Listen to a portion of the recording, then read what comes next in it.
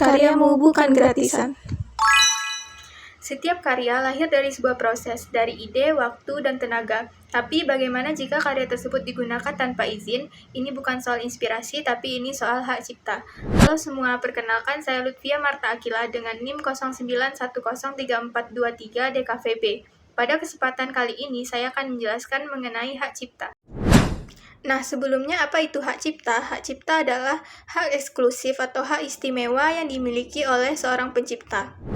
Dalam dunia seni dan industri kreatif, penggunaan karya seni seringkali tidak disertai izin, padahal karya seni dilindungi oleh hak cipta. Salah satu contoh pelanggaran hak cipta yang terjadi di Indonesia adalah salah satunya kasus Rabbit Town di Bandung.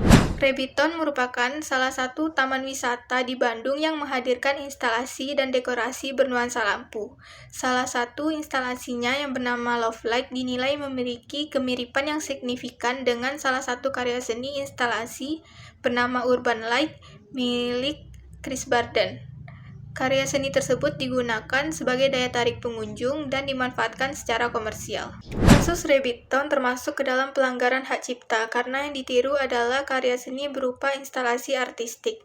Hak yang dilanggar dalam kasus tersebut yang pertama hak moral karena pemilik asli tidak diakui sebagai pembuat atau pencipta karya. Yang kedua, hak ekonomi karena karya tersebut digunakan untuk kepentingan komersial. Selanjutnya, dampak bagi pencipta atau pemilik karya asli. Yang pertama, hilangnya pengakuan dan apresiasi atas karya asli. Yang kedua, mendapatkan kerugian ekonomi karena karyanya digunakan tanpa izin untuk kepentingan komersial oleh orang lain dan tanpa ada kompensasi.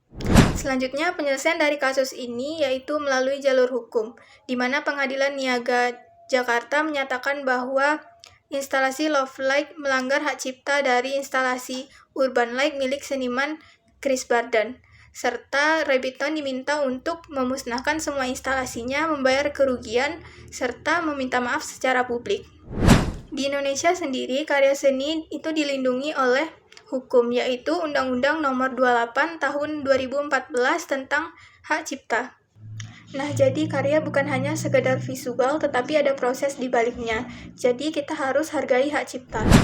Sebagai seorang seniman, hak kekayaan intelektual sangat penting, karena dengan hak kekayaan intelektual dapat melindungi karya dari penyalahgunaan, memastikan pencipta mendapatkan pengakuan dan manfaat ekonomi. Dengan kekayaan intelektual, kreativitas bisa dihargai secara adil, karya terus berkelanjutan, dan industri kreatif semakin berkembang. Nah, jadi setiap karya itu lahir dari proses dan pemikiran. Menghargai hak cipta berarti menghargai kerja kreatif, lindungi karya, dan hormati penciptanya. Sekian penjelasan dari saya, terima kasih sudah menonton.